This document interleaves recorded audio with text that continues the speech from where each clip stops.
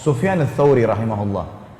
Sufyan ats-Tsauri seorang ulama masyhur sekali dengan kesolehannya, dikenal dengan Sajjad. Sufyan ats-Tsauri ini ahli sujud. Kalau sujud nggak pernah angkat kepalanya kecuali sudah selesai semua doanya. Terkenal sampai dahinya hitam sekali. Terkenal. Sufyan ats-Tsauri ini saking alimnya, dia kebetulan sezaman dengan Atha bin Abi Rabah. Jadi di Mekah itu setelah Atha disebutkan Sufyan ini. Orangnya sangat luar biasa. Dan yang merupakan ciri khas Sufyan ini waraknya. Warak itu bagaimana menjaga hubungan yang suci dengan Allah.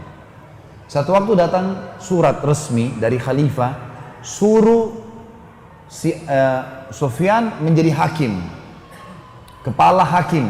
Dan kepala hakim ini, khalifah pun kalau salah dia bisa hukumi. Dapat kereta kencana, dapat rumah yang mewah, dapat gaji yang tinggi, pokoknya jadi hakim. Ini jabatan ini semua orang kejar. Waktu datang suratnya Amir Mukminin ke Sufyan, Sufyan balas kalau dia menolak. Nggak mau jadi hakim. Takut salah hukum, hari kiamat dihukum sama Allah.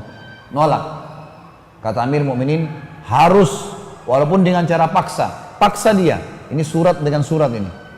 Waktu Sufyan tahu dipaksa, maka Sufyan ats-Tsauri rahimahullah keluar dari Mekah. Tidak pakai kuda, jalan kaki. Jalan menuju ke selatan Jazirah Arab, menuju ke Yaman. Pergilah ke Yaman, dicari. Perjalanannya Sufyan ini 3 bulan jalan kaki ke Yaman. Jauh, berhenti, jalan lagi, begitu teruslah. Mereka cerita sampai ke Yaman lah, habis bekalnya. Dia dapat ada kebun-kebun kurma di situ, ada pemilik kebun kurma yang besar, didatangi sama dia. Saya musafir dari negeri Hijaz. Hijaz ini istilah Mekah sama Madinah, tapi dia nggak bilang Mekah atau Madinah, cuma bilang Hijaz, gitu kan. Saya butuh pekerjaan, bisa nggak saya bekerja di kebun anda ini? Kata orang itu, silahkan. Kalau mau kerja silahkan, nanti disepakati gaji sekian, gitu kan, seperti itulah. Maka yang terjadi teman-teman sekalian, pada saat itu dia bekerja. Selama 3 bulan, tidak ada yang tahu kalau dia ini Sufyan ats-Tsauri. Waktu pemilik kebun tanya, siapa kamu ini? Pertanyaannya siapa kamu? Bukan siapa namamu ya. Maka dia bilang, Abdullah. Abdullah dalam bahasa Arab kan hamba Allah. Dia tidak mau sebut namanya Sufyan. Kebetulan pertanyaannya memang bukan siapa namamu, siapa kamu? Dia bilang saya hamba Allah. Maka si pemilik kebun tahunya Abdullah. Selalu dipanggil hai Abdullah dipanggil begitu. Satu waktu setelah 3 bulan kerja, kata pemilik kebunnya, wahai Abdullah kesinilah. Datang si Sufyan ats-Tsauri. Lalu kata dia, apa perbedaan antara kurma kami dengan kurma kalian di Hijaz?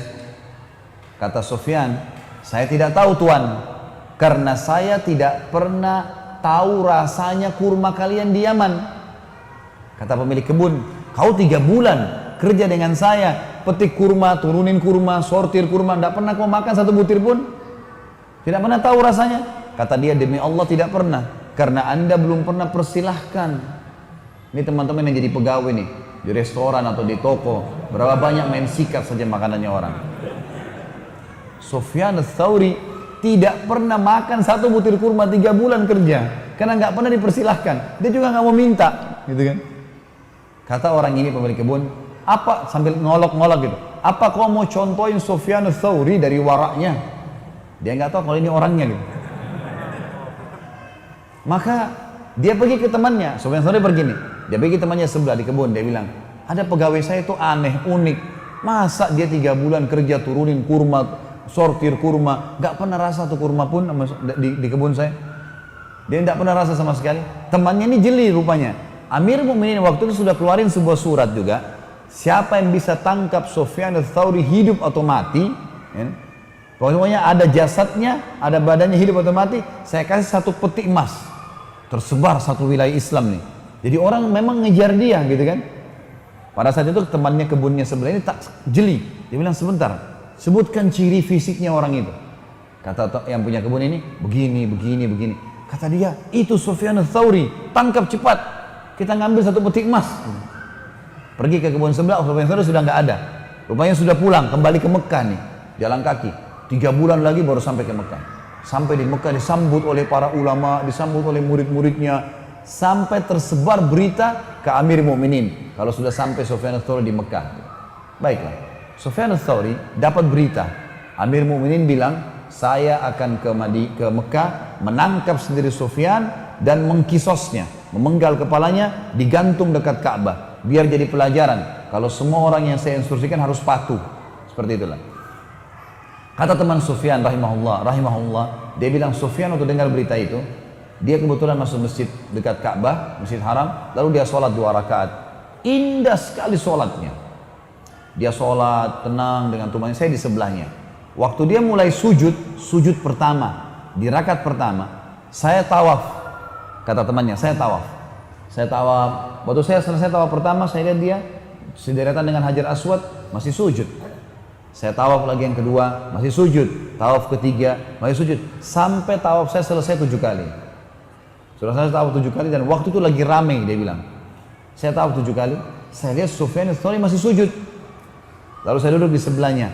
Dan ternyata itu adalah sujud pertamanya di rakaat pertama. Sebab waktu saya duduk sebelahnya, dia masih duduk di antara 2 tahiyat, dia sujud lagi yang kedua. Lamanya seperti itu. Berdiri rakaat kedua, sujud lagi 2 kali, berarti ini baru sujud pertama tadi. 4 kali sujud, lamanya luar biasa. Dia bilang, selesai itu, dia pun berdiri, lalu kemudian dia pergi ke dekat Ka'bah, dia memegang tali Ka'bah sambil mengatakan, saya bersumpah atas namamu ya Allah, jangan buat Amir Mu'minin masuk ke Mekah. Kata Sufyan ats-Tsauri.